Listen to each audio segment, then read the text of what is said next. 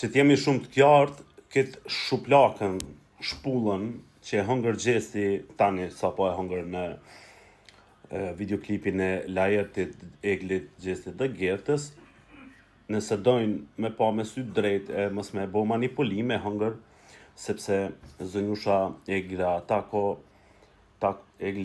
më falni, ja kam busha aty veshin, lapa, ka thonë, po, edhe mund tjetë, normal, kur dikush t'jep non-stop material për një çështje, sa do inexistente, fiktive tjetë, mund të duket që është e vërtet.